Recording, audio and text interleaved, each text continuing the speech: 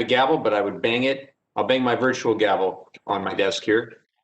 Good morning. The committee will come to order. A quorum is present. Without objection, the chair is authorized to declare a recess at any time. Since we're all participating remotely today, I'd like to go over a few housekeeping items before I proceed. First, if you're experiencing connectivity issues, please make sure you or your staff contact our designated technical support so they can be resolved immediately. Members must make a reasonable effort to participate on camera, given the need to maintain a quorum. And if those not speaking could put themselves on mute, we're getting some feedback.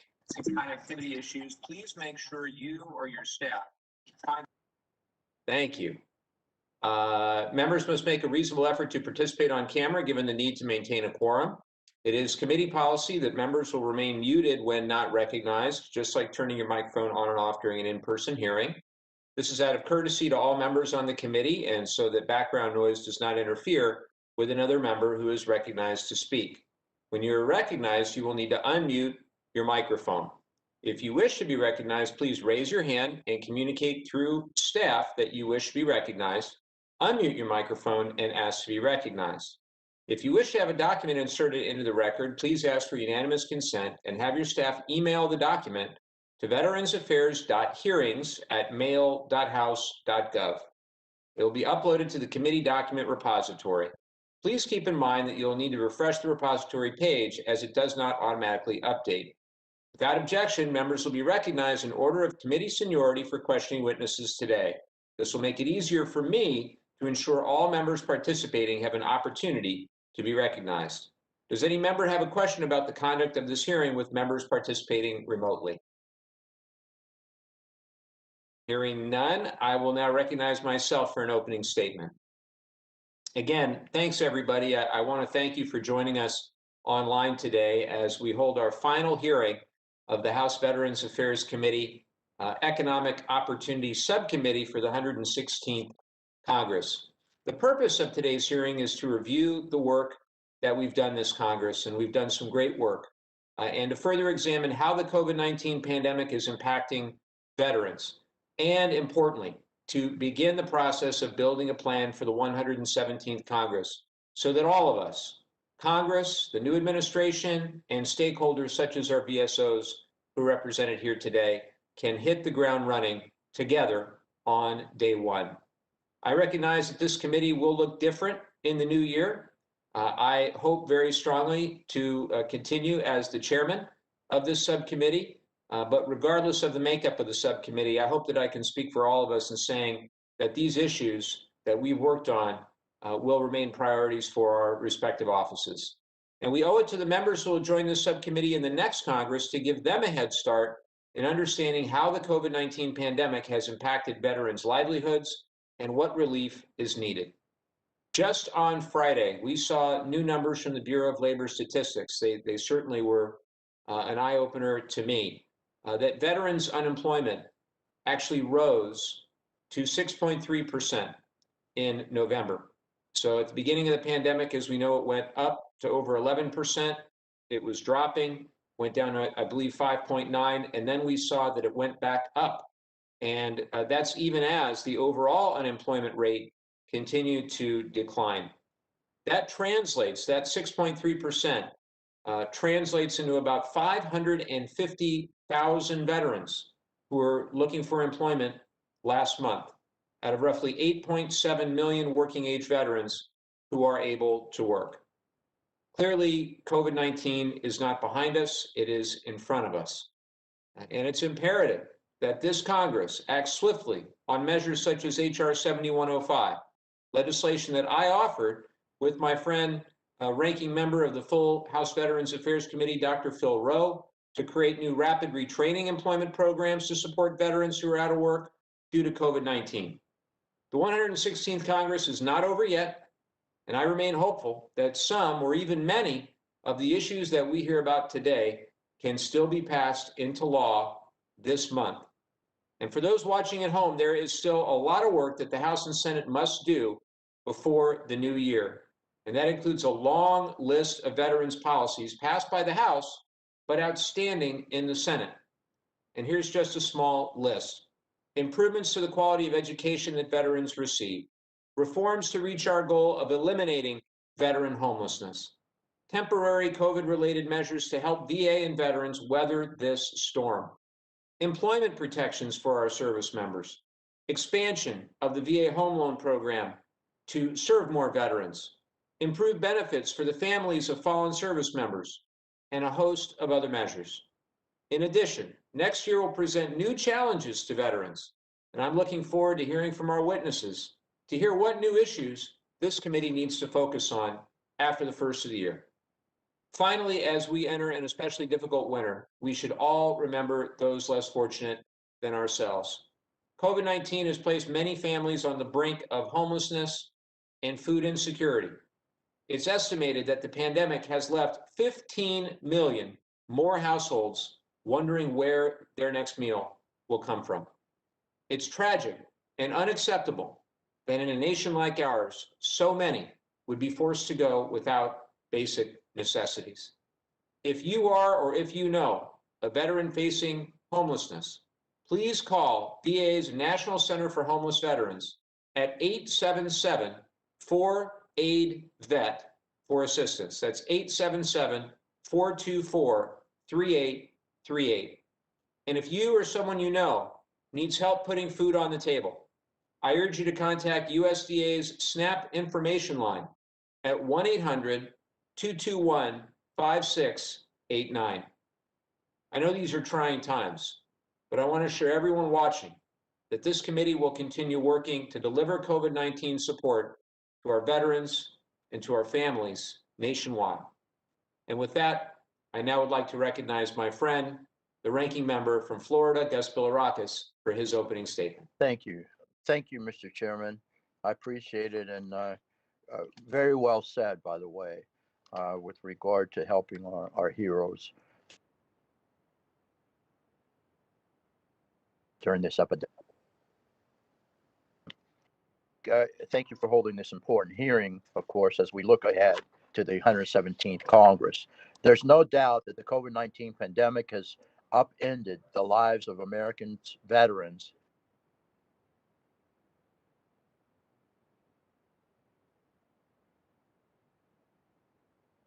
All of the restrictions that were placed on our booming economy to combat COVID.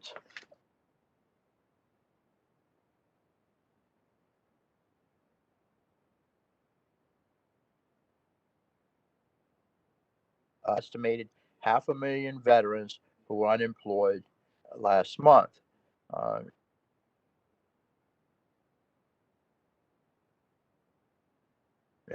Amongst veterans, and we need to do everything we possibly can. By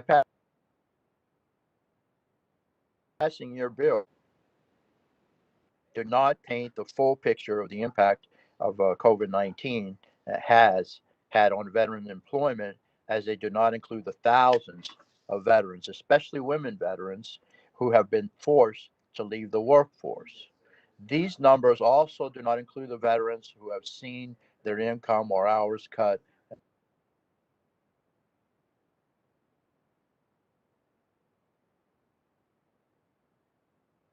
Advocate for new ones, like the rapid retraining program Chairman Levin and I proposed earlier this year, and the main co-sponsor is, of course, Chairman Levin, and then, of course, our full ranking member, Dr. Rowe. Congress will need to fundamentally shift the way we oversee how government employment services are provided to veterans. The Department of Labor and state workforce agencies will need to focus less on face-to-face meetings leading to minimum wage jobs, but instead embrace technology to help prepare veterans for jobs in the new post-COVID-19 economy. To that end, we should be focusing on expanding programs such as the Vet Tech pilot program or fellowship programs like the one created by the U.S. Chamber of Commerce, Hire Our Heroes. Next Congress, this subcommittee should also continue to examine the impact COVID-19 will have on student veterans. This spring, I was proud to work with the majority our colleagues in the U.S. Senate, the VA, and VSOs to quickly authorize VA to extend full monthly housing allowance payments to GI Bill users who were forced to move to full-time online classes as a result of COVID-19. However, this quick work would not have been necessary if my bill HR 3897 had been enacted. This bill would end the practice of shortchanging full-time online students by limiting their GI living allowances to half of the national average. I look forward to working with members to end this disparity and enact this bill early in the 117th Congress. I'd love to get it done now before the end of the year. We filed this bill, about a year ago, maybe a year and a half ago. And the idea, of course, came from our Veterans Advisory Council, our Student Veterans Advisory Council, by the way. So it is a priority of mine. Mr. Chairman, those are the two biggest priorities for next year as I see them.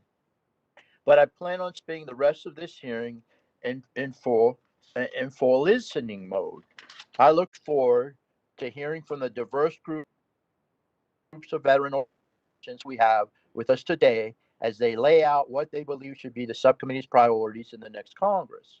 Our VSO's partners' input is instrumental in our shared successes, and I look forward to our discussion today.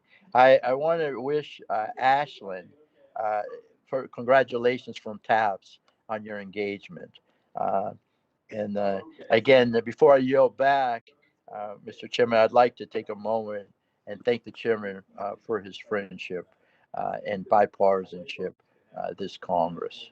Throughout our time together, you and your staff have been nothing but fair to me and my colleagues on this side of the aisle, and that's the way it should be.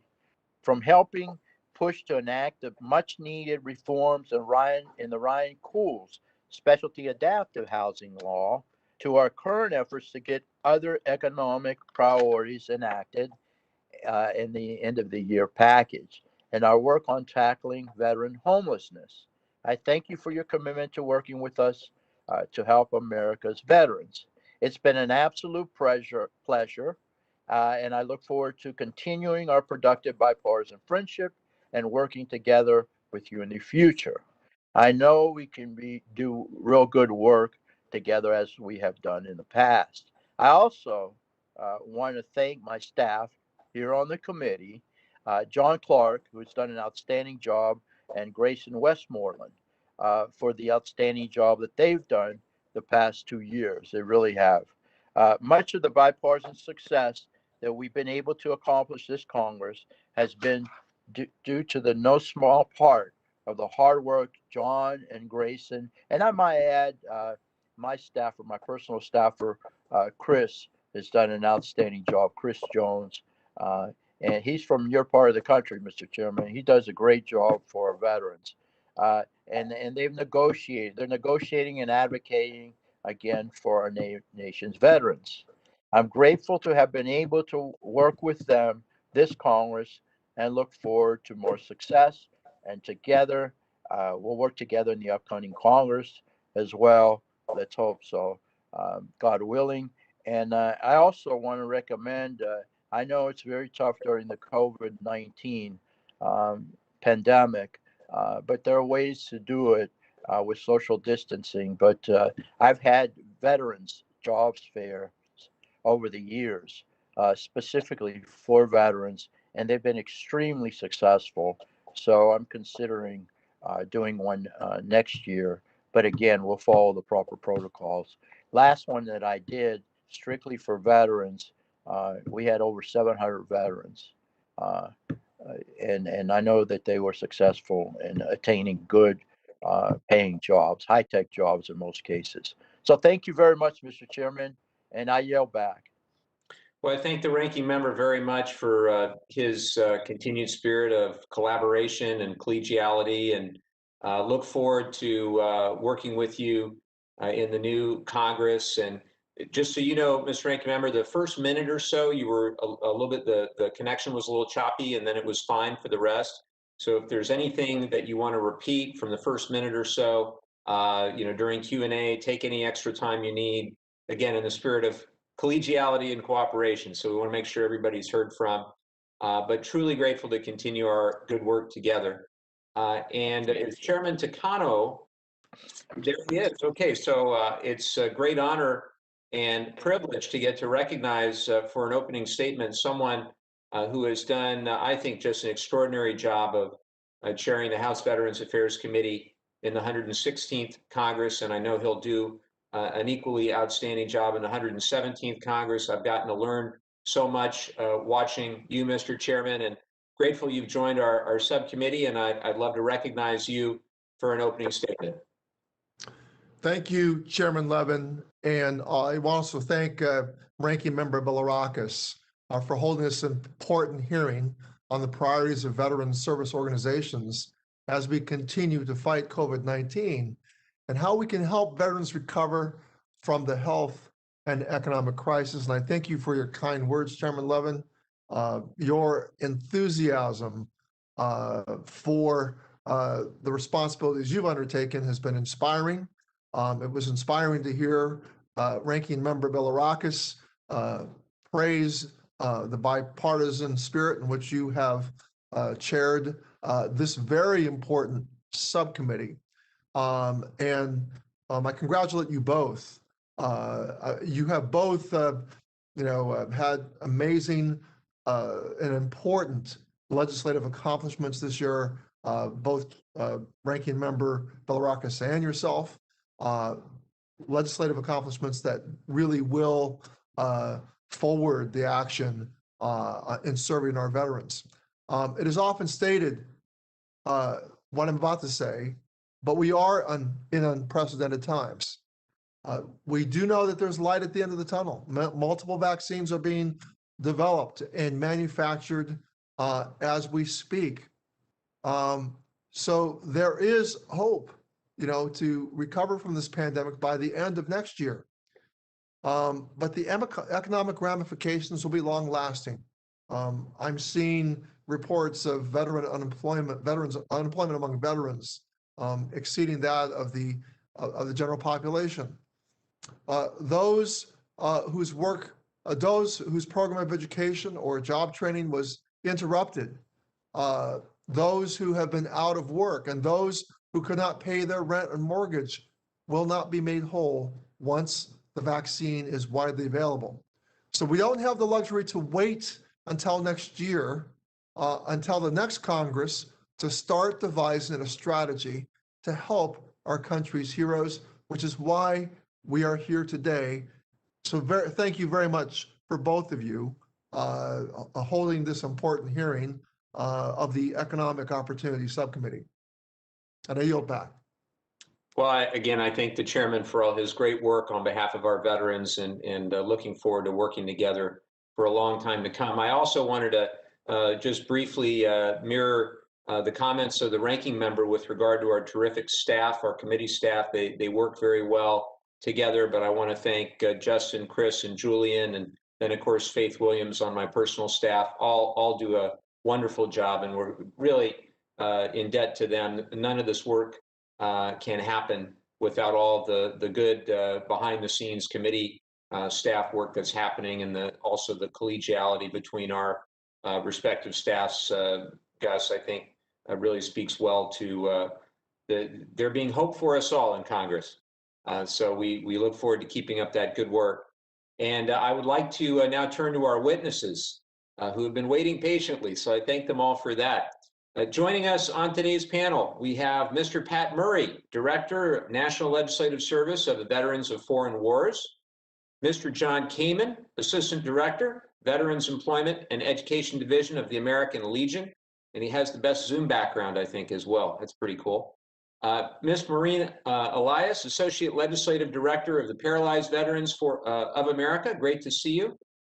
Ms. Ashlyn Haycock, Deputy Director of Policy, Tragedy Assistance Program for Survivors. Mr. Victor Legrune, Director of the Black Veteran Empowerment Council. And Ms. Lauren Augustine, Vice President of Government Affairs for the Student Veterans of America. Great to see you. And Ms. Tanya Eng, Vice President of Veterans Education success. Thank you for joining us. And as you know, you'll have 5 minutes to give your oral statement, but your full written statement will be added to the record. With that, I now recognize Mr. Murray for 5 minutes.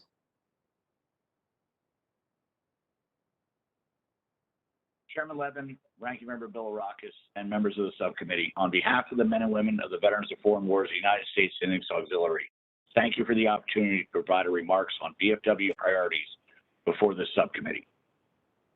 First, the VFW would like to thank this committee for their engagement and productivity during the 116th Congress.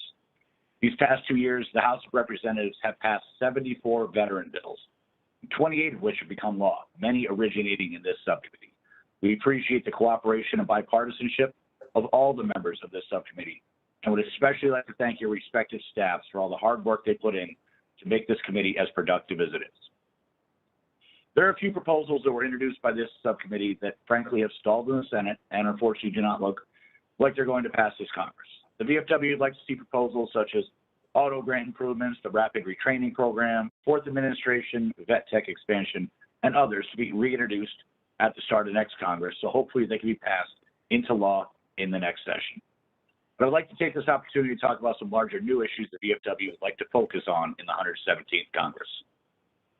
The VFW urges the administration to request in Congress to authorize and appropriate approximately $250 million for the digital GI Bill upgrade. We feel this is the best cost-efficient upgrade to bring VA education services into the 21st century. A one-time infusion of resources for VA's IT programs specifically aimed at ed services would overhaul many of the long-needed platforms that office is struggling to maintain and allow VA education services to properly function, instead of consistently requiring workarounds and patchwork solutions to maintain functionality. The current legacy systems ed services has to maintain cost approximately $33 million every year, some of them being decades old. This proposal is estimated to cost approximately $250 million and be implemented in 12 to 18 months. Hopefully, if the digital GI Bill is implemented, the taxpayers would begin to see savings after year 8 of this investment. The digital GI Bill would also be able to accommodate many of the requests Congress and veteran service organizations have been making for years, such as GI Bill comparison tool upgrades, a replacement for VA Once, digital certificate of eligibility, and easier management of data sharing platforms. The VFW is also interested in improving private sector and civilian credentialing for for certain military occupational specialties. There are many service members who leave active duty to pursue employment in the same vocations for which they were trained during military service. Unfortunately, this is not usually possible because military training does not align with state-issued professional licenses or trade association credentials. We fully realize this issue does not have an easy one-step legislative fix. However, we ask that in the 117th Congress, this subcommittee uses this authority to help convene the different parties, DOL, DOD, state and local entities, and veteran stakeholders to help identify roadblocks and workshop solutions that can work from a legislative perspective. The VFW would like this committee to host roundtables or listening sessions with the ultimate goal of a potential legislative hearing to help combat this problem. The VFW would also like to see more attention paid to AmeriCorps' Equal Justice Works program, funded by the Corporation for National and Community Service. The VFW urges Congress to increase funding for AmeriCorps' legal services programs that specifically benefit homeless veterans. Additionally, an initiative should be created to form a partnership between VA and AmeriCorps to improve outreach to homeless veterans and to permit legal workshops to convene at VA facilities.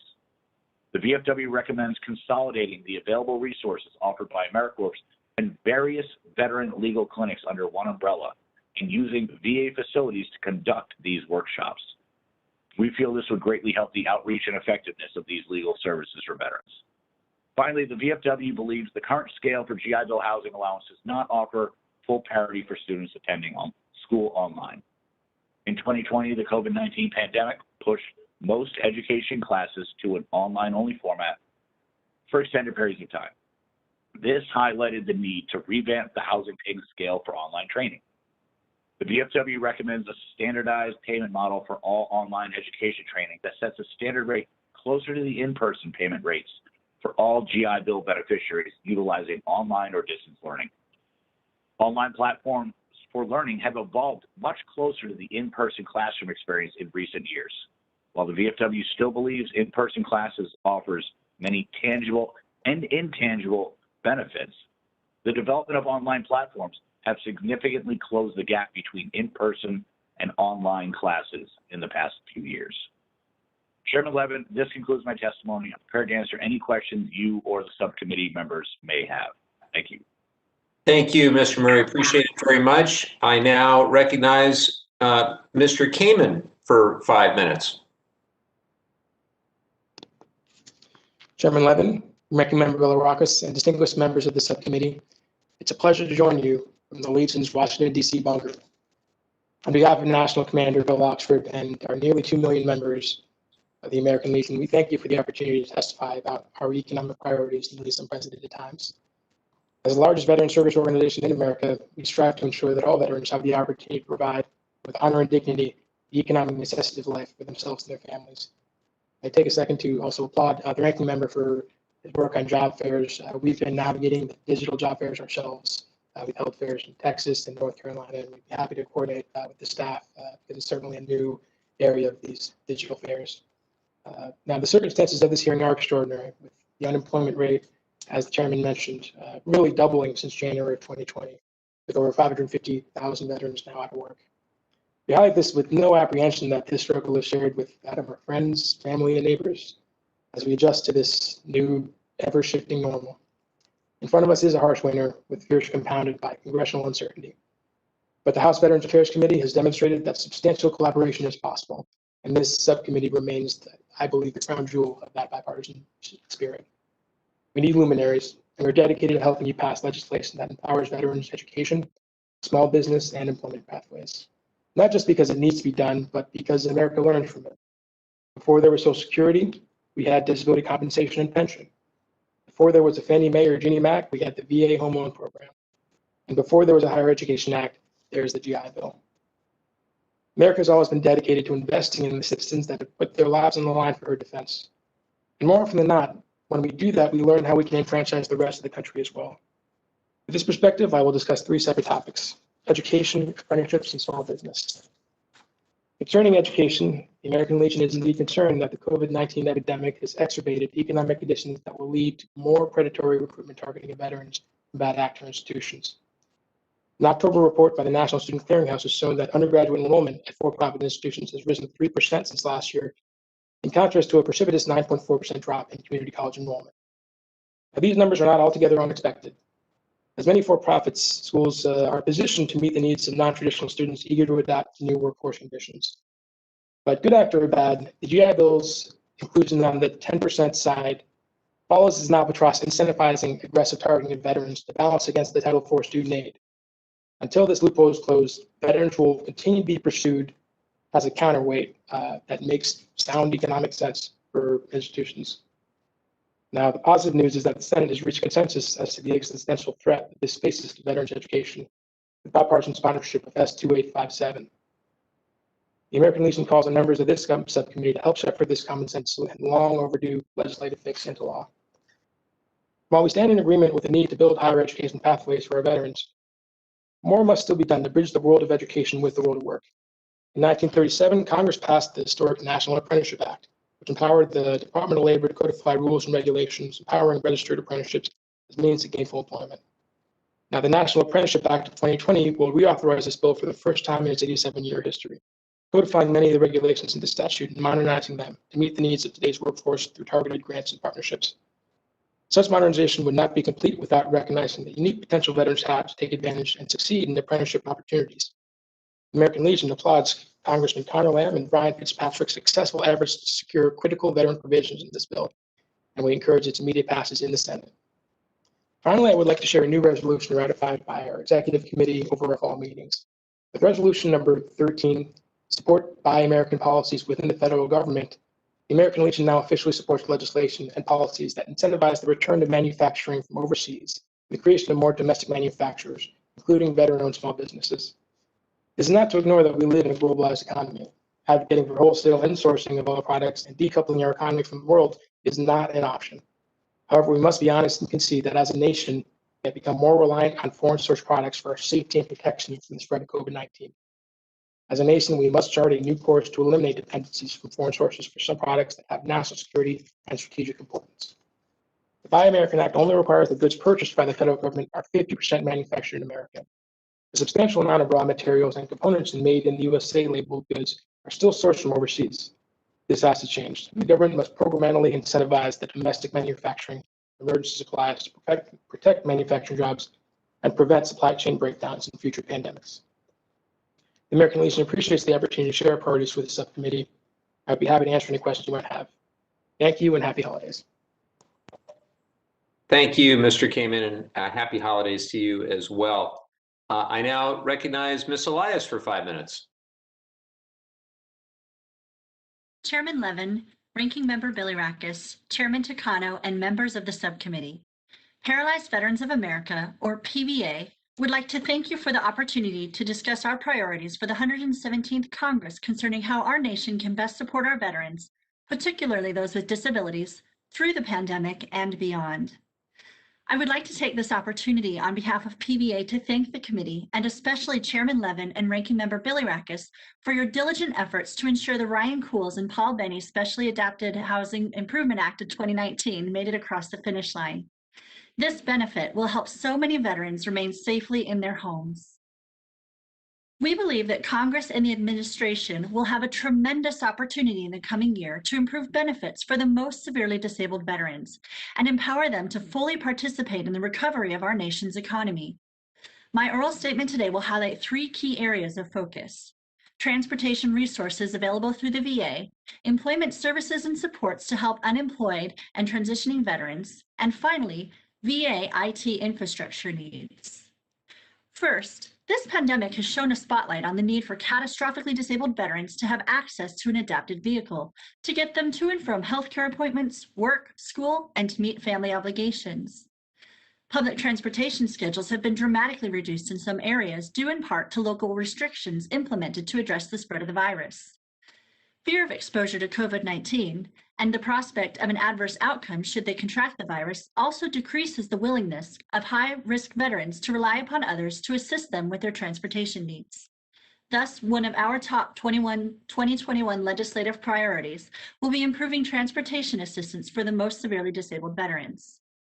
PVA urges this committee to pass legislation like H.R. 5671, the Advancing Uniform Transportation Opportunities for Veterans Act, or Auto for Veterans Act, which greatly improves access to VA's automobile grant.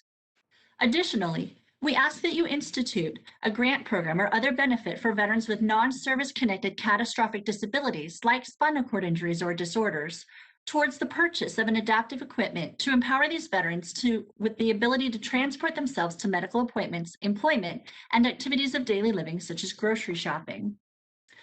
Also, as VA finalizes its handbook governing automobile adaptive equipment, or AAE, we encourage the subcommittee to conduct an oversight hearing on this program to ensure the changes are effectively addressing the needs of eligible veterans.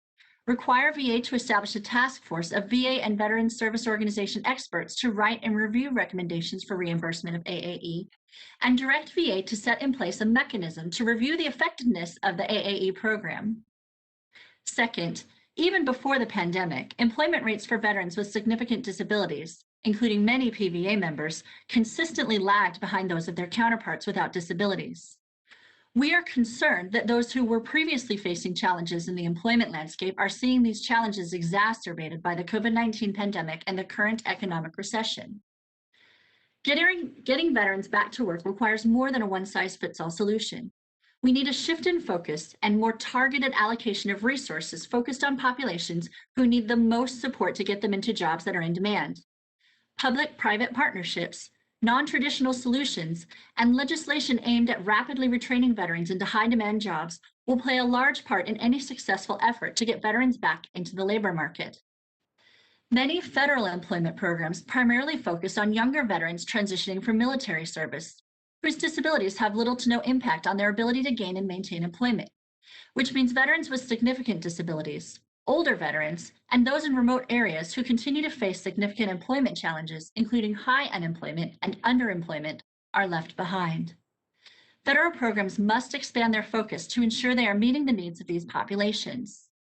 It is not only financially important to get veterans back to work, but it is also better for their overall health. We would also like to see the Transition Assistance Program adapted to help veterans leaving the military service with acquired disabilities understand their ADA rights, as well as other federal programs like Social Security that are available to support them. Finally, the Veterans Benefits Administration's lagging IT infrastructure requires business lines to create and perform workarounds. While tapping into COVID-related funds may be less than ideal, the prospect of this aging system failing as veterans' reliance on VA increases necessitates action. If the IT funding issue is not resolved by this Congress, it must be a top priority in 2021. PVA would once again like to thank the subcommittee for the opportunity to submit our views on how our nation can support our veterans through and after COVID-19. We look forward to working on addressing each of these issues in the coming year. I would be happy to answer any questions. Thank you so much, Ms. Elias. I now recognize Ms. Haycock for 5 minutes. Chairman Levin, Ranking Member Bilirakis, and distinguished committee members. The Tragedy Assistance Program for Survivors thanks you for the opportunity to speak today on issues of importance to the families we serve, the families of the fallen.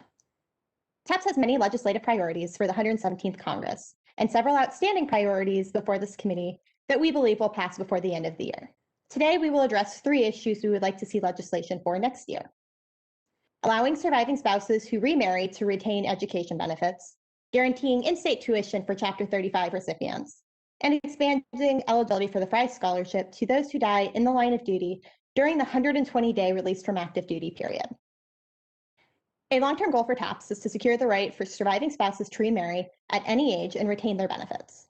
Allowing surviving spouses to retain education benefits is a great starting point and will help create precedent. A surviving spouse's ability to afford an education should not be impacted by the fact that they choose to remarry after the death of their military loved one. Military spouses are one of the most unemployed and underemployed populations in our country. Due to frequent moves, careers become difficult to maintain, and it's almost impossible for them to fully vest in their own retirement. After the death of a military loved one, many surviving spouses choose to follow their own dreams by pursuing or rekindling a career or charting a new path because of their loss. Surviving spouses rely on their education benefits to pay for college and should not be forced to forfeit them if they remarry. We hear from many surviving spouses who would be impacted, such as Leslie McCadden Mendoza. Leslie is the surviving spouse of Captain Michael McCadden, who died by suicide in 2012. She met her current husband, Rob, 2 years later. Leslie and Rob are devout Catholics who had to choose between what was right in the eyes of their family and church and financial security for them. Leslie has 3 children, and Rob has 4 children from his late wife. They decided to cohabitate for several years to best provide for their family. When the COVID-19 pandemic began last spring, Leslie and Rob were concerned about what would happen to their children if one of them were to die of COVID. They are both incredibly high risk due to Rob's multiple sclerosis. They legally married in April 2020. Leslie no longer has access to her Fry Scholarship and can no longer afford to continue attending Chapman University. She has since withdrawn. Because Rob's disability is permanent, they live on a fixed income. Leslie does not believe she will ever be able to afford to return to college. Restoring education benefits for surviving spouses would improve Leslie's ability to financially support her children. TAPS is grateful to the committee for pursuing legislation in the past to guarantee in-state tuition for Fry Scholarship recipients and post-9/11 GI Bill recipients. Unfortunately, surviving families using Chapter 35 benefits are excluded. Chapter 35 is the most outdated education benefit VA provides. Even with the $200 increase under the Forever GI Bill, it's slightly more than half of what the Montgomery GI Bill covers, and a small amount in comparison to the post-9/11 GI Bill. Chapter 35 only covers around $11,000 per year, which does not even cover the cost of in-state tuition in most places. Ensuring in-state tuition for Chapter 35 recipients will reduce the amount of student loans needed to cover the cost of college. This critical change will make a tremendous impact on the lives of over 100,000 Chapter 35 recipients without costing the federal government more money. Finally, we would like to address expanding eligibility for the Fry Scholarship. While sunsetting Chapter 35 and moving everyone to the Fry Scholarship is a long-term goal for TAPS, we understand that it would be very expensive. Instead, we are asking that those who die in the line of duty during the 120-day release from active duty refrad period be included in the Fry Scholarship. Those who die during the refrad period are eligible for every other benefit afforded to active duty survivors, such as the SGLI, death gratuity, TRICARE for Life, DIC, and SBP, but they are excluded from Fry. Some surviving spouses, such as Astrid Rushford, lost their loved ones within hours of separation from the service. Astrid's husband, Technical Sergeant Richard Rushford, attempted suicide in December 2001. While Richard was on life support, the military decided to medically retire him, effective immediately. Richard succumbed to his injuries a few hours later, but because of the military's decision, Astrid and her 2 children are not eligible for the Fry Scholarship. She is one of hundreds of surviving families who view themselves as active duty losses, but are denied benefits due to a technicality. TAPS appreciates the opportunity to address the committee on these important issues affecting surviving families. I look forward to answering any questions you may have. Thank you. Thank you, Ms. Haycock. Mr. LeGrun, I'd like to thank you for joining us. I think this is the first time you've testified before us, but I certainly hope it's not the last. And welcome, and you're now recognized for 5 minutes. Thank you, Chairman Levin, as well as Chairman Takano. I want to begin by saying, on behalf of the Black Veterans Empowerment Council, we would not be here today if not for the efforts of Chairman Takano, who hosted a roundtable, who really made it a poignant point that we come together, think logically about how we can address the growing needs of these various committees, but also the various communities that we serve. In particular, the Black Veterans Empowerment Council really would like to focus on several key issues today. And I want to start with benefit usage. As we know that there's a serious disparity between what veterans are receiving, what benefits, what veterans are also educated around what benefits. And we often find that these veterans who are from underserved communities, recruited from these communities, often return back to those communities. So as we look at both Black, Latino, and also Native American veterans who are recruited from populations and communities that they leave seeking to gain and gather other benefits and resources, often return back to those communities in need of those same benefits. So we urge today that, one, this subcommittee helps us by encouraging the VA to expand its outreach and make sure that this outreach is more targeted to the populations that are in need of these resources, but also make sure that we are using outreach techniques that are culturally competent. One of the other issues I'd like to address today is the veterans returning home today are in further need of resources, in particular because of the effects of COVID-19. And as we've seen, COVID-19 has not just ravaged certain communities, it has impacted almost all communities. But who has it impacted the most? Those populations that are either unemployed, underemployed, or cannot shelter in place, right? The people who are every day going out, trying to support their families, making sure that they are a part of today's fiber to both support their families and communities are having the hardest time, but are also hardest hit by our COVID numbers. As we see this growing disparity, the BLS numbers are also spelled out for us that many of these veterans are impacted by COVID-19 shutting down of companies and organizations. But what we're not tracking is the underemployment number. The underemployment number is vastly greater than what we probably anticipate because the Department of Labor does not have a firm grip on what that number looks like. So it's not fully being reported to your organization, your committee.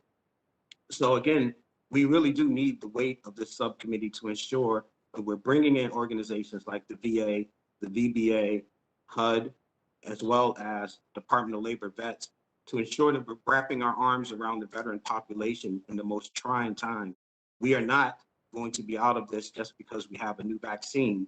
We're still going to be in the long run for at least the next calendar year. And this economic recovery will take several years. What we want to ensure is that there's equitable access to these benefits and also equitable utilization of these benefits. So whether they be stabilizing housing for veterans through HUD, ensuring that veterans are able to pursue the American dream through home ownership, which does allow them to foster better economic stability within their community and within their homes, but also we really need to think about how we encourage other organizations and companies to make veterans first when it comes to their employment strategies. If we're able to do that as well and incentivize many of these companies to do so, we'll see that more and more veterans will be targeted for employment, and the veteran unemployment levels will continue to decrease. As they are currently, they're increasing. And yes, they're increasing across the board, but they're disproportionately increasing, not just for veterans, but also minority veterans. So this is something we really should keep our eye on as we look to pursue some better outcomes. Just a little bit to focus on another key issue, which is UCMJ usage. There's a growing disparity, as we've seen, that has all the elements of bias when we see veterans who are impacted by UCMJ. And what we would like to see is better oversight of how we are utilizing that disciplinary action and also tracking which communities are most impacted, because those veterans who return back to communities, that falls back on the local municipality to support them because they don't have the benefits that they would have normally had through discharge. And finally, just to kind of make sure that we're encapsulating where we are with COVID-19, we really do need a refined focus, because any level of support from the federal government isn't going to be enough.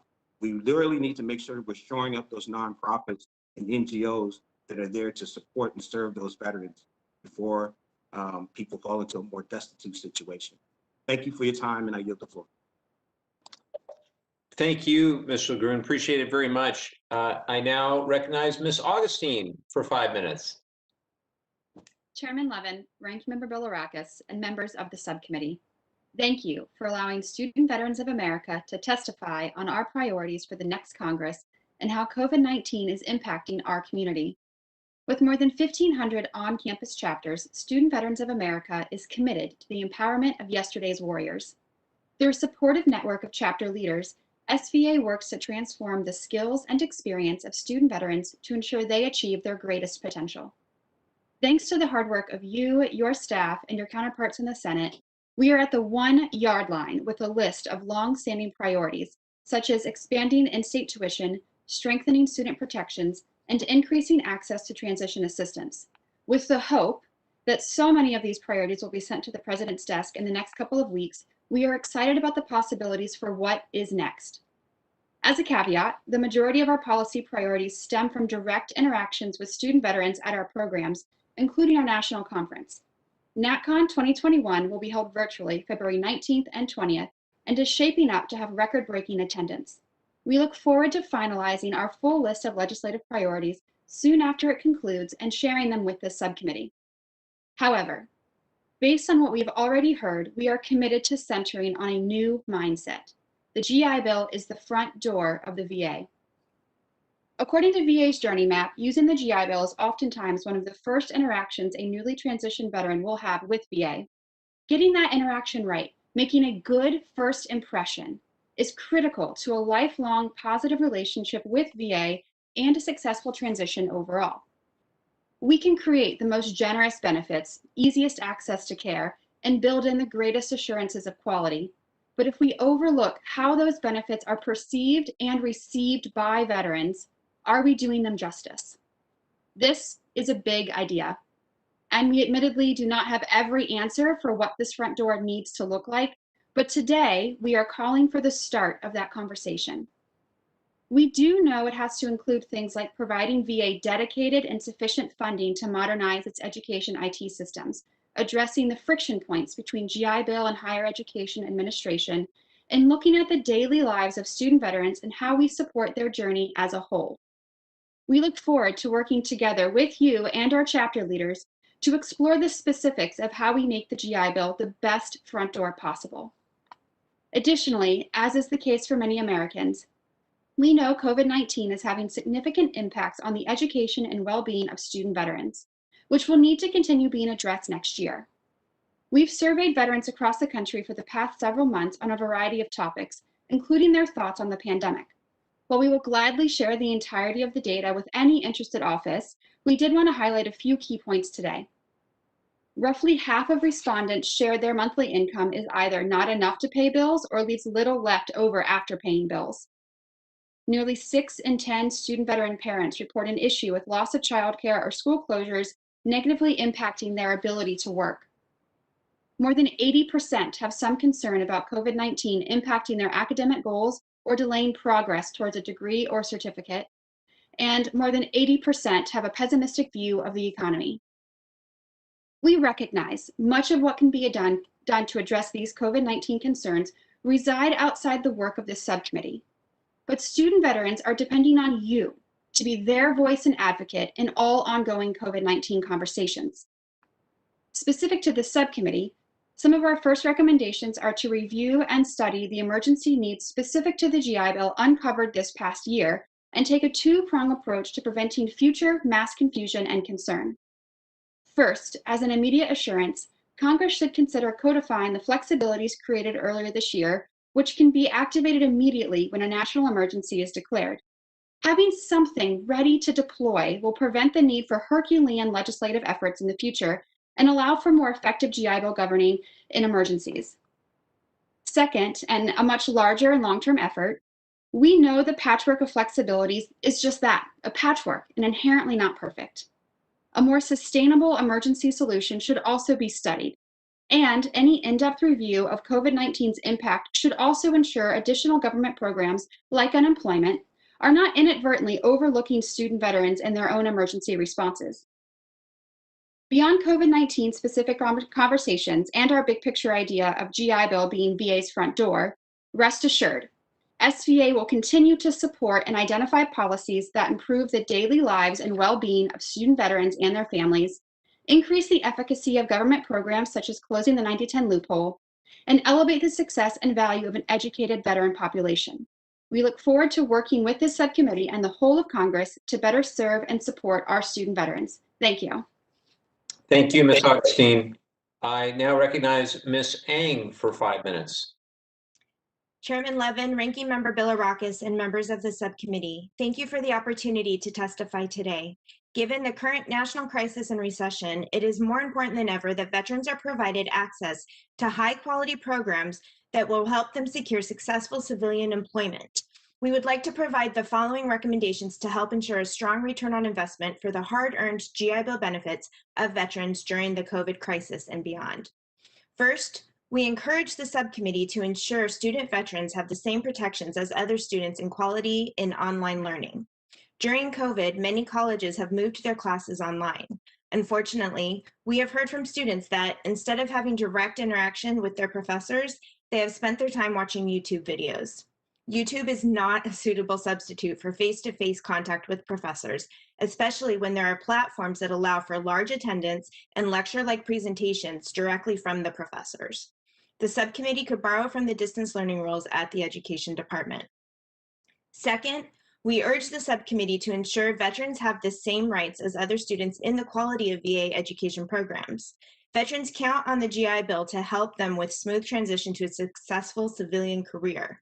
They actively rely on the VA's program approval as a stamp of approval on the quality of a school.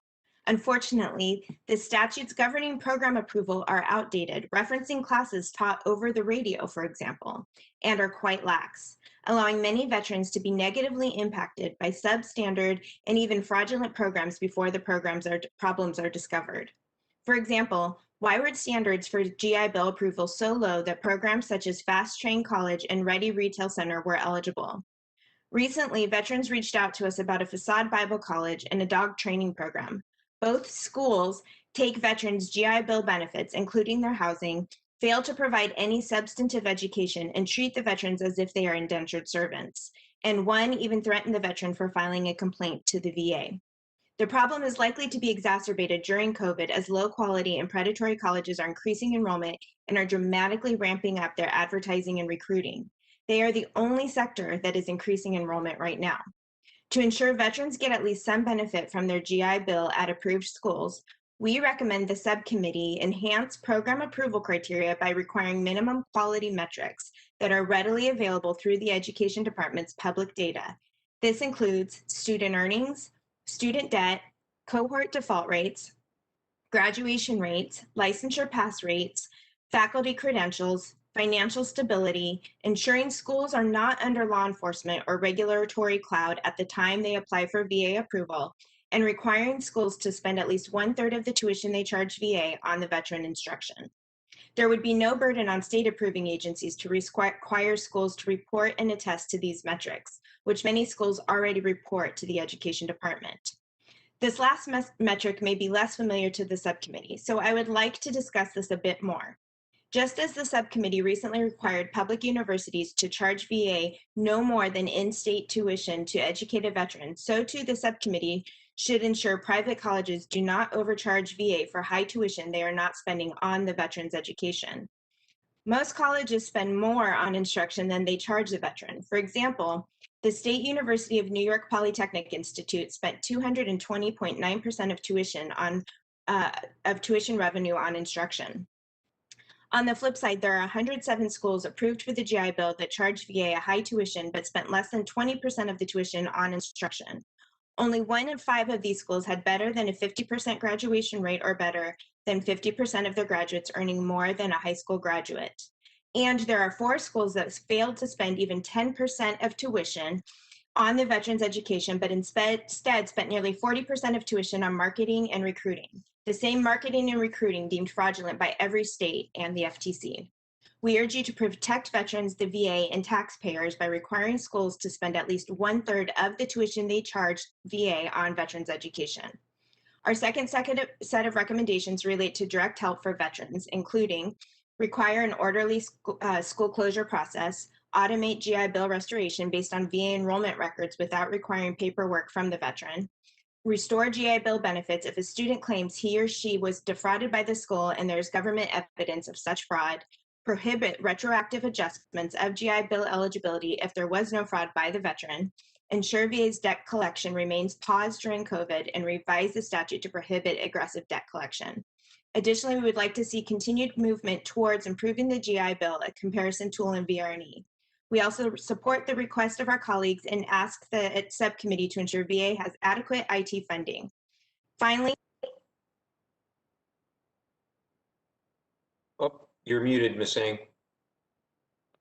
sorry. Finally, like the American Legion, closing the 90-10 loophole remains a top priority. I appreciate the committee's continued commitment to supporting student veterans and their families and look forward to answering any questions you might have. Thank you, Ms. Ng, and I'll now recognize myself for 5 minutes to begin the questions. And I envision this as sort of an open forum, so my questions today are open to any of you that wishes to comment, and I encourage you to do so.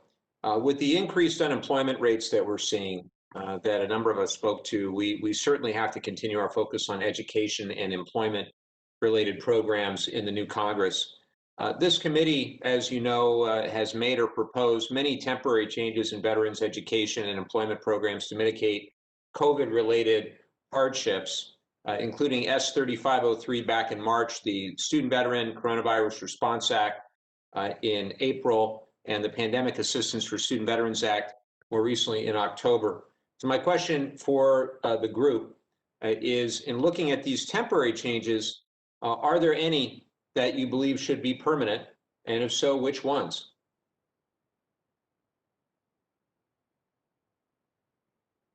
Sir, I'd be happy to kick us off. As I said in my verbal testimony, we believe that there is a conversation to be had about making some of those previously temporary changes permanent, especially to be immediately activated when a national emergency is declared.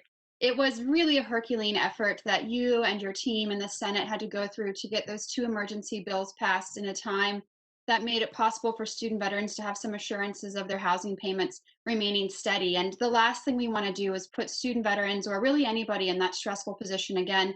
There's definitely a conversation worth having about making some of that permanent. Thank you. I would agree. I think that if we can, the amount of time and effort it took just to address a national crisis, if we could codify some of that, that would make it significantly better should we ever face something like this in the future. Anybody else? Well, I'll move on. Looking at long-term reform, we've heard from a number of employers that it can be difficult and confusing to navigate the many different federal, state, and local programs that are geared towards veteran employment. I've heard that in our district. Our employers want to hire veterans. They want to start apprenticeships or on-the-job training geared towards veterans, but sometimes they're not sure how to do it, or they don't get enough applicants. I've even heard this from the local employers in my district, where I think we have one of the highest populations of veterans in the entire United States. Even some of them express concern or some confusion on this. And we've been trying in our office, as I'm sure my colleagues have, to help connect the dots with the local military, veteran, and business communities. But I think we've witnessed the need for a more streamlined approach in order to leverage these opportunities and to strengthen veteran employment at the end of the day. So my question for any of you is, how can we better align programs so that employers have a single point of entry? Mr. Congressman, thank you for that opportunity. One of the suggestions the VFW has is forming that connection in the TAP classes, having a feeder program, having a centralized resource that can point to regional and local employment opportunities. We're not going to be able to get in every single TAP class, every single local opportunities, but if there are centralized resources under one umbrella, that's something that in the TAP class we can begin that process. Thank you, Ms. Marie. Anybody else? Please. Mr. Chairman, I also agree that we make it less difficult for companies to engage service members before they separate, especially our Guard and reservists. We'll find that we'll see often better outcomes while employers are able to talk about what the opportunities look like, but also how service members and their spouses can engage those opportunities, and making sure on the state level that service members in particular currently serving are a higher priority than they are currently when it comes to employment. Thank you for that. And I'll just close by making a request, which is that I'm going to need your help in the next months to try to work together to press the Senate to get much of the legislation that we have worked diligently on in the House across the finish line. There are a number of critical bills, and I'm very grateful for the work we've done on a bipartisan basis. So if anyone has any creative suggestions or ideas how we compel the Senate to get these bills across the finish line, in the 10 seconds remaining, I'd love to hear them. All right. Well, we're going to keep working at it, and we're going to need your help. And it won't be easy, but it will be worth it. With that, I'd like to turn to my friend, the ranking member, for 5 minutes of questions. Thank you, Mr. Chairman. I appreciate that. It's clear that the COVID-19 pandemic has made many Americans realize that they can work and learn online successfully. Hopefully you can hear me, Mr. Chairman. Loud and clear. Yep. Okay. What is your view of HR? This is for the entire panel. So what is your view of HR 3897 that would end the disparity of paying students taking all their GI Bill approved coursework online, significantly less than students attending traditional brick and mortar schools? I think it's unfair. There could be a brick and mortar school hundreds of miles away, and it's more convenient for the veteran, obviously. But then the veteran chooses to do their work online. Even there are benefits, of course, to the brick and mortar, but there are benefits to having the veteran online in his or her home, particularly during the pandemic. So, and I know we addressed this short term. But I think we need a long-term solution. Anyone have an opinion on that? Yes, sir. I think that you're absolutely correct in the irony in that we are already doing this in the short term with the. But looking back, when you think about working mothers, folks starting a family, or folks that are in an environment where there's not a local school, that what is it that says that they are entitled to their basic allowance of housing as someone who attends school in person? It's absolutely an issue that we hear about in getting veterans that level of housing allowance. Very good. Thank you. Anyone else? Ranking member, Mr. Billrakis, the issue of online-only students receiving one half the national average is something the VFW is concerned about and would like to see more parity around. The majority of student veterans are non-traditional students. There are a lot of service members that take these classes while they're stationed at bases, some overseas utilizing their GI Bill. The online-only learning platform has evolved greatly in years, similar to what we're doing right now. The evolution of two-way audio-visual communication with the teacher and the students has changed greatly to improve the learning experience. I agree. Anyone else? Mr. Ranking Member, so I grew up in Oklahoma, small town military base. The problem we have with them getting the full BAH is the town I grew up in, we have a fantastic state school, really good school, over 1,000 veterans attend there. The BAH at that state school is $900 a month because of the cost of living in rural Oklahoma. And so you would be incentivizing students to leave some of these great state schools to go to school online because the BAH would be significantly higher. The national average BAH rate is about $1,700. So they would receive $800 more a month to go online and could cause some issues with students wanting to go to some of those schools. I also would like to jump in. I think one of our biggest concerns is the fact that it could potentially increase more predatory behavior on student veterans. Additionally, when you see programs such as like current issues related to online learning with students watching YouTube videos instead of actually having the face-to-face interaction with their professors via online formats, provides a lot of concern related to the quality of education that they would receive in those at that time. So I think we have some strong concerns around it. I will work with you and make sure we have those safeguards in place. And I really appreciate the input. Okay, I don't know how much time I have, but maybe one more question.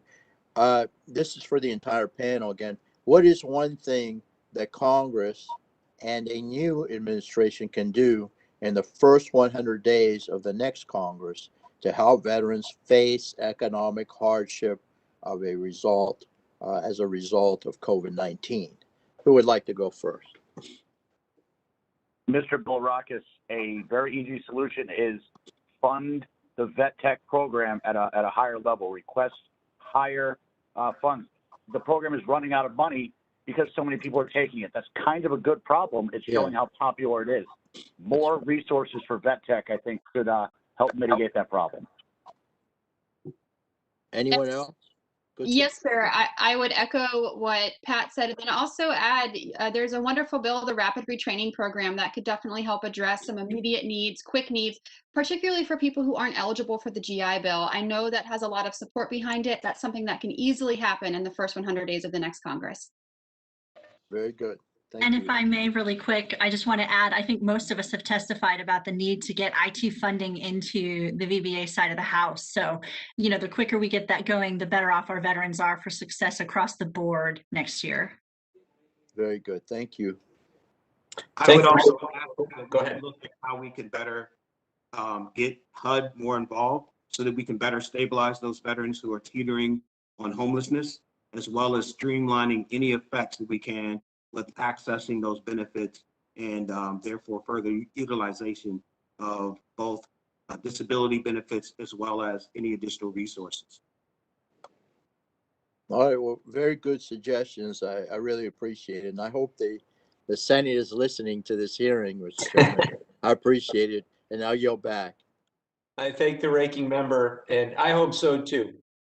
With that, I'd like to recognize the chairman of the House Veterans Affairs Committee, Chairman Takano, for his questions. I think that's me. All right. Thank you. Thank you, Chairman Levin. And I see after your first 2 years in Congress, you have discovered that often the so-called enemy is not our rival partisan colleagues, but it's the Senate. So look, that's a long discussion about how we deal with that. But I want to use my time to get into the issues here. Mr. Mulgroon, I'm struck by these numbers of minorities who are not able to take advantage of the home loan program. Do you have any, is there any study that shows the history of intergenerational wealth based on the GI Bill? You know, how it's helped African Americans and minorities over the time of its existence, and also what might have caused intergenerational wealth not to have been as robust as it is for our white veterans. Absolutely. So, you know, one of the glaring issues, I think what I could use as an example is my own family. My grandfather served in World War II. My great uncle served in World War II. But when they came home, they were often denied opportunity, both access and utilization of home ownership benefits. So as we see a generational impact, they were not able to pass on that wealth through home ownership and also through their GI Bill benefits to their descendants. So often we see in many communities that veterans who are coming from underserved communities have not been encouraged and have often been discouraged from using these benefits.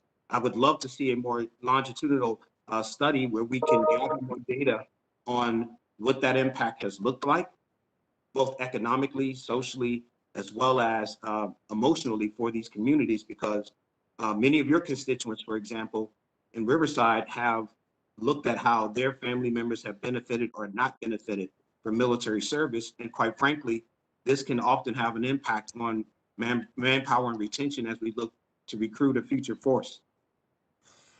Chairman Levin, I think you and I ought to have the GAO and the Congressional Research Service, we ought to scan what's been done on this topic. I mean, I'm imagining some devastating numbers, because we know these home loan programs probably originated right after World War II. We know there was a time period where African Americans couldn't even buy in certain neighborhoods. And home ownership is part of intergenerational wealth being built. And of course, our military has been one of the places where we've made such progress in race relations with the integration of the armed services under Harry Truman. We're going to mark that day very soon. I think it's important that we understand the history of these programs and to the extent to which they've had different outcomes. I mean, the economic opportunity is the name of the subcommittee you lead, and I think this is a very important topic. Thank you for being here, sir. And this is just one of the areas I think we need to look at. I'd like to turn to the issue of the 90-10 rule. I'm convinced that this also this 90-10 rule, because of its loophole, also hurts minorities as well as all veterans. I was struck by this recommendation about requiring at least 30% of VA GI Bill funds be spent on instruction. Why not higher? Why not 50% plus one? Can you respond to that? Yes, happy to. I don't think we have, I think 30% would be the minimum quality threshold that we would throw out there. We have seen some schools that have spent the 30% and it's, they still have solid outcomes. We would always appreciate the 50% plus in there. We just believe that there needs to be some sort of return on investment for taxpayers. As a taxpayer, if I'm spending my money towards something, I want to know that it's actually going towards what I'm paying for it. As a veteran, I would want them to actually know that their hard-earned benefits are going towards what they believe that they're supposed to be going to, rather than to frivolous things that aren't providing that. Well, how do you arrive at this number of 250% in New York? Is it just because that university that you were referring to subsidizes the tuition with taxpayer money and philanthropy money, that sort of thing? Is that how you arrive at that? We actually have a report related to this that I'm happy to share with you with your office when we're done. But what we have done through that research is found that they have been able to. We went through the U.S. Ed's IPEDS data and we're able to find that data specifically through them. So I'm happy to share that report with the committee after after the hearing.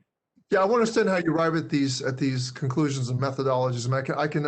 I can believe that some institutions actually, provide so much more value that the tuition that's being paid, the percentage is actually, it's actually a portion of the instructional cost that they're benefiting from, and it's incredible to think that we have for-profit institutions that greatly outweigh, that spend virtually a very small fraction on instruction. Anyway, I see a flashing light and my time is up and I'll yield back. Well, thank you so much, Mr. Chairman, and I look forward to working with you on the issues we just discussed, and we'll make sure we have our team reach out. With that, I'd like to recognize General Bergman for 5 minutes. Well, good morning, everybody. And, Zoom takes on so many different characters, or WebEx, or whatever, mode we're using. But, one of the challenges is to bring all things into the light of day, including in our offices when the sun shines through and it makes you look like some kind of a cartoon caricature. So the bottom line is, Chairman Takano, you look spectacular. I just wanted to let you know that. So anyway, the lighting is good for you. Now, the point is, when we shine light on things, we need to shine. This is a serious comment now. The frivolity's over, gang. Okay. When we shine light on things, we want to make sure that we shine that light in such a way that all of us, whether it's committee members here, members of the House of Representatives, you as the VSOs and other entities who work with Congress and the VA to get good legislation and policy, and also the VA, the people who work in there every day that are trying to do the right thing for our veterans for all the right reasons. And finally, to the companies who are trying to provide whatever it is they're providing to veterans that we would either okay or not okay or develop policy for. That's a long way of saying that if you break down, and this is kind of it's a rhetorical question. I'm not going to ask anybody to answer this, but it's for contemplation as we go forward. If you take 100% of the men and women who choose to serve in the United States military, roughly 69% of those who serve in uniform serve 1 8-year commitment. So they enlist, they enlist for 8 years. Their contract could be 4x4, 2x6, 6x2, whatever it happens to be. But you're talking right there, almost 70% of the men and women who serve are going to leave active service somewhere between the ages of 22 and 32 years of age. When you think about where they are in their maturity of life, life's experiences, married, kids, all of those things, you're looking at right now 70% of the population who falls into that category. Why that's important is that as we seek to inform veterans about the opportunities available to them, we have a really unique segment of that population who are still in the individual ready reserve, who have left active duty. So when we talk about outreach, whether it's job fairs, different things, events hosted by the individual services or the Guard, I believe we have some untapped opportunities here to make the veterans outreach.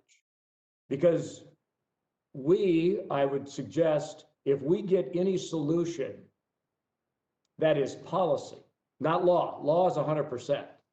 It's either legal or not, but policy at best is going to be an 80% solution across the board. That is the statistical analysis of how you do good policy. Where we need to be advised by all of you is when we're shooting for that 80% solution. We know where we need to have on-ramps and off-ramps or minor exceptions for that 20% that fall out of the statistical norm. So that's where your input to our deliberations in conjunction with that of the VA will help us, knowing we can't get it 100% right.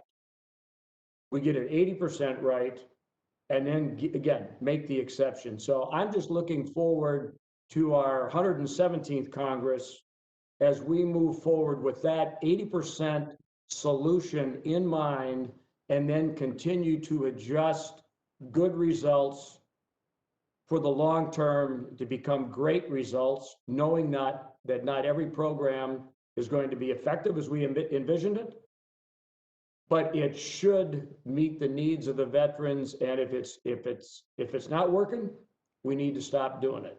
So with that, Mr. Chairman, I'll yield back and just thank you for everybody's intellectual engagement, physical engagement, and thinking about different ways we can do this. And a very Merry Christmas to all of you.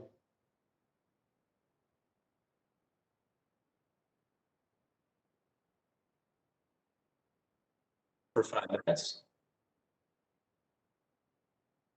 Anthony, can you hear us? There you go. I can. You were cut off there for a minute, Mike. Chairman. Sorry. Can you hear me now? Yep. All right. Well, thank you, Mr. Chairman. Thank you to all of our panelists who are here today. And as we look forward towards next year, I think we all can agree that on our agenda, fighting this pandemic is issue number one, both in terms of healthcare and the economic recovery. And what we're finding is that too many veterans are out of work right now. They're out of a job. They're out of luck. And this includes many veterans that I've talked to in my district who can't get food they need to feed their families during this difficult economic time. I have a great organization in my district. It's called Feed Our Vets. They work to battle hunger among veterans.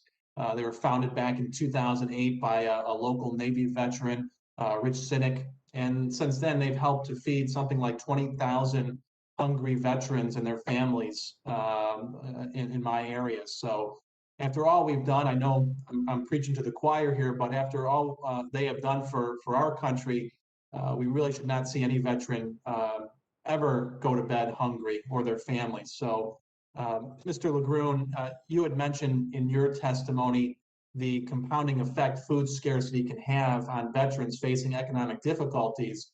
What can be done in Congress and in communities to make sure veterans and their families have enough to eat? Yes, sir. Thank you again for asking. One of the examples I'll use is what's worked in, for example, Chicago. There's a partnership with one of the local nonprofits, as well as one of the philanthropic organizations that chose to build a pantry, a food pantry, in conjunction with the VA.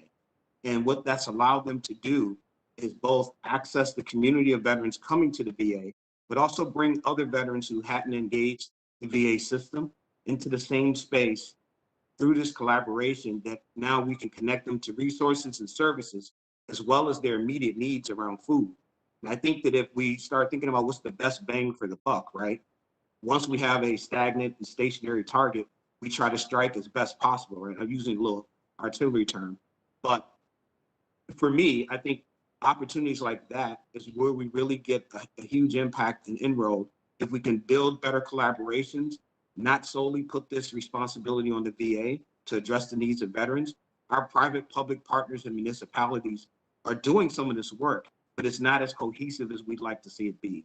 So I think through this subcommittee and through the Congress, we really can drive better collaboration and incentivize it through a means of supporting these efforts to feed our veterans and military families throughout the country.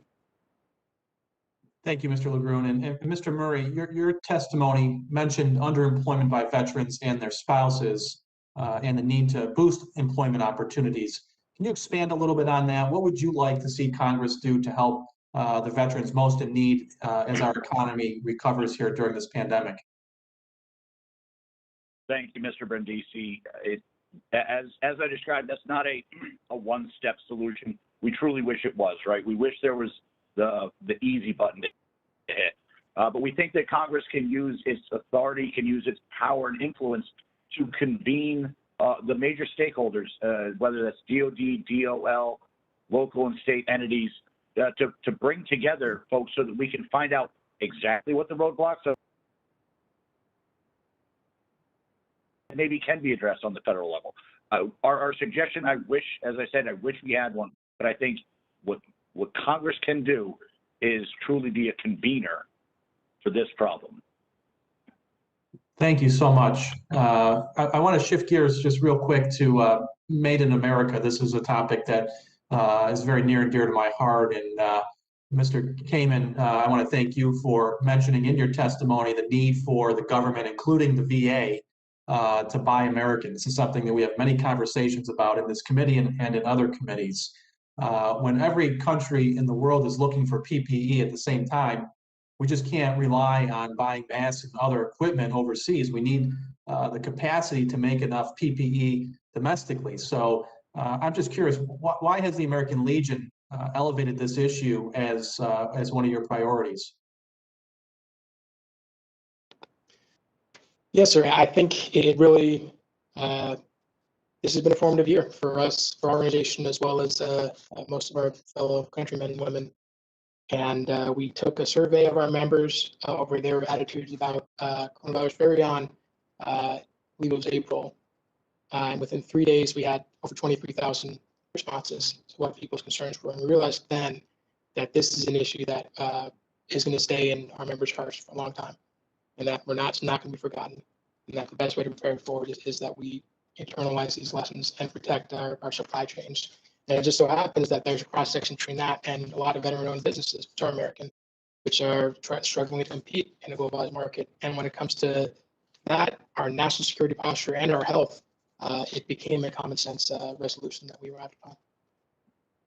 I see my time is up. I appreciate your advocacy on that issue, something I'm going to push a lot more moving forward here. And thank you all for your service to our nation's veterans. Mr. Chairman, I yield back my time.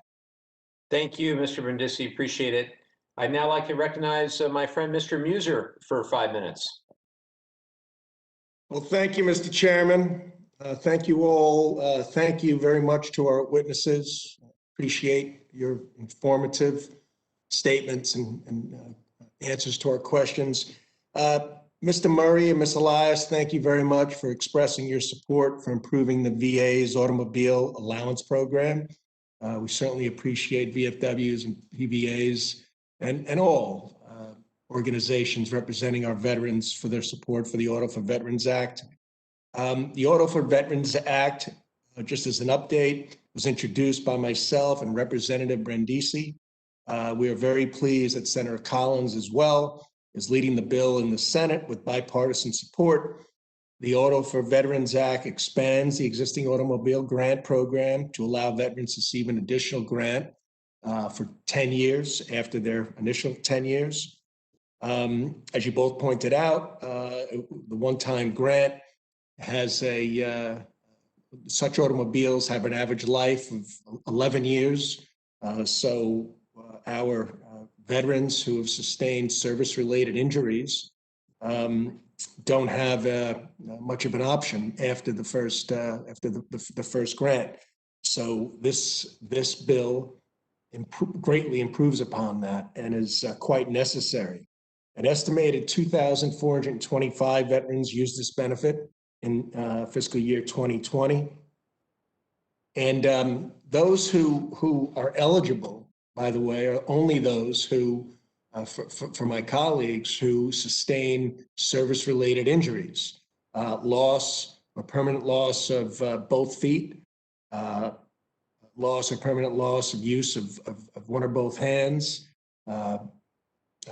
permanent vision impairment in both eyes to a certain degree, severe burns, and a diagnosis of ALS. So we're really talking about those who fought for our country that are quite disabled. Now, I'd like to just ask quick, Ms. Elias, the let's discuss the importance of transportation to our VA facilities, as well as to work for social, for just maintaining a social lifestyle, as well as healthcare. We've got some serious issues with vets, of course, when it comes to suicide and just overall access to everything the VA has to offer. So in general, Ms. Elias, what would you say, discuss for a minute what the importance of having access and transportation and our veterans being able to mobilize themselves? Thank you so much for that question. I'd love to talk about this. It's something I get pretty passionate about, especially as a mental health advocate. You know, independence is something that we never want to take for granted, and having access to an automobile that is adapted so that a veteran can drive themselves to and from their healthcare appointments, which we know are essential for this population, so that they can go to work and not only receive the mental health benefits of being with, their peers and working towards something that's gainful and meaningful, but also actively participating and contributing to their economy. It gives you a good feeling. And then also, one of the benefits of having access to that vehicle is, COVID aside, you have that opportunity to go visit your family. You have the opportunity to be independent. And especially among women veterans who are less likely to be married, they have to rely on public transportation if they don't have access to a vehicle like this. And also, when this grant was initially started, our veterans, with these injuries didn't live that long. Now, thanks to great medical advancements, more veterans are still living after, what might have killed them in past wars, but they're living to where their body can no longer access the vehicle that they originally got through that grant. So a younger veteran might be able to pull themselves in and out of a sedan. But as they age, they're in a wheelchair full time and no longer have the physical capabilities to lift themselves in and out of that vehicle and need to shift to like a minivan or an adaptive van. And those vehicles are quite costly. So having access to a vehicle, another or an additional vehicle grant will not only improve mental health, but, just give them more options for their life as they age. Thank you. And I agree. It's an incredibly important bill. Now, do you have any examples, and we have very little time left, of those who could not get a second vehicle? And what did they do? Sure. So, because of the current law that exists, current fund that exists. Yeah, so that's a great question. One of the things that we're hearing from veterans that aren't able to access the second grant is that they're driving vehicles that are well over their expected life date. And so these vehicles are almost a little bit dangerous for the veteran as well as other individuals on the road. But because of the cost of the car and the cost of getting those adaptations, they continue to drive it so they don't lose that independence or that access to transportation. Great. It's so important that we give to those who've sacrificed so much to us this important bill. So I yield back, Mr. Chairman. Thank you. Thank you, Mr. Muser. And with that, I believe all members that attended have asked questions, and I'm grateful for great attendance today from our subcommittee members. And we can begin to bring this hearing to a close. I'd like to recognize our full committee chairman, Chairman Takano, who has a closing statement. Thank you, Chairman Levin. Thank you, Ranking Member Bilirakis, for this hearing again. We have a tremendous challenge ahead of us. We have the challenge of making sure that our veterans get through this pandemic as well as they can, and to make sure those veterans who are under stress and distress, that we have the retraining programs, the high quality educational and training programs with proper oversight that will not use their benefits and short them of the training and education that they need to get through this pandemic moment. We have, I think, the obligation to look at the ways in which there have been disparate impacts economically that this pandemic has revealed that pre-existed this pandemic. It's an opportunity for us to take a look at those disparate impacts on our veterans of color and our women veterans. not to vilify any particular group as having done it, but we need to, I think, examine societally and systemically how these different outcomes come to pass. These are some of the things that have been, I think, forced to the surface by the challenge that we now confront. I wish everyone well during this holiday season, and I look forward to even greater work being done in a bipartisan spirit in the 117th Congress. Let's look back at great pride with what we have achieved together in the 116th. And thank you, Mr. Chairman. I yield back. Thank you, Mr. Chairman. We appreciate you and really are grateful for your joining us here as well.